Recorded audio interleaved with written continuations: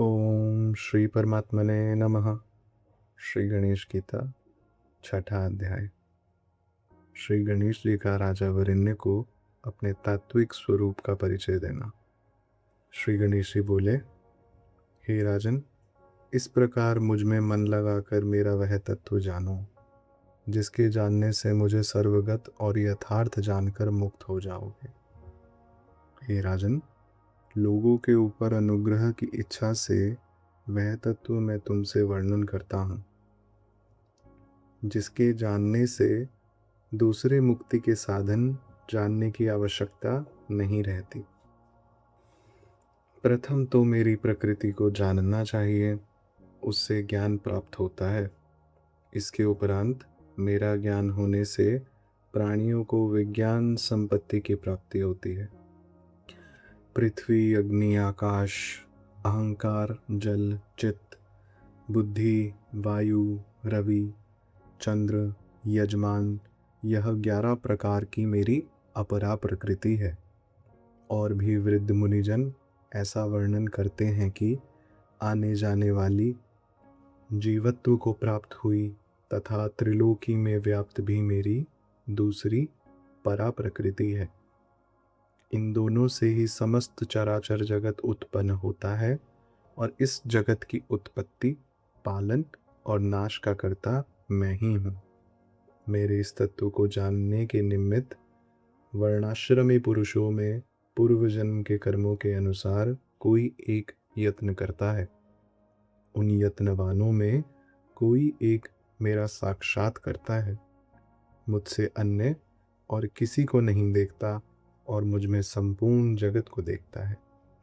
पृथ्वी में सुगंधी रूप से, अग्नि में तेज रूप से, सूर्य और चंद्र में प्रभा रूप से, जल में रस रूप से, बुद्धिमान, तपस्वी एवं बलिष्ठों में बुद्धि, तप और बल रूप से, और मुझसे ही उत्पन्न हुए 3 प्रकार के विकारों में मैं ही स्थित हूँ। माया से मोहित चित्त वाले पापी मुझे नहीं जानते। 3 प्रकार के विकार, सत्व, रजस, तमस वाली मेरी प्रकृति त्रिलोकी को मोहित करती रहती है। जो मेरे तत्व को जानता है वह संपूर्ण मोह का त्याग करता है और अनेक जन्मों में मुझे जानकर प्राणी मुक्त हो जाता है। जो अनेक प्रकार के देवताओं का भजन करते हैं वे उन्हीं को प्राप्त होते हैं। संपूर्ण मनुष्य जैसी जैसी मति करके मेरा भजन करते हैं उसी प्रकार से मैं उनके भावों को पूर्ण करता हूँ। मैं सबको जानता हूँ किंतु मुझे कोई पूरी तरह नहीं जानता। मुझ अव्यक्त के व्यक्त स्वरूप को काम से मोहित दृष्टि वाले नहीं जानते। अज्ञानी और पापी पुरुषों के लिए मैं प्रकट नहीं होता हूँ।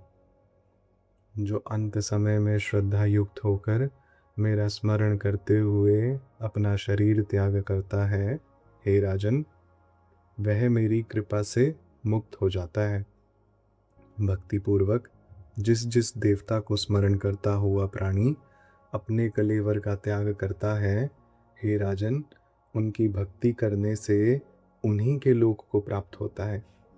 इस कारण हे राजन, रात दिन मेरे अनेक रूप स्मरण करने योग्य हैं। उन सब से मैं ही उसी प्रकार प्राप्त होता हूँ जैसे नदियों का जल सागर में ही जाता है।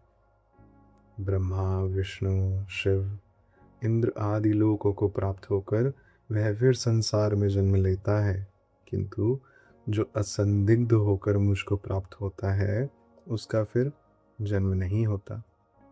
हे राजन, जो अनन्य शरण होकर भक्ति से मेरा भजन करता है मैं सदा उसके योग, क्षेम, मंगल का विधान करता हूँ। हे राजन, मनुष्यों की कृष्ण और शुक्ल पक्ष के भेद से अनेक गतियाँ हैं। एक से प्राणी संसार में आता है और दूसरी से परब्रह्म को प्राप्त होता है।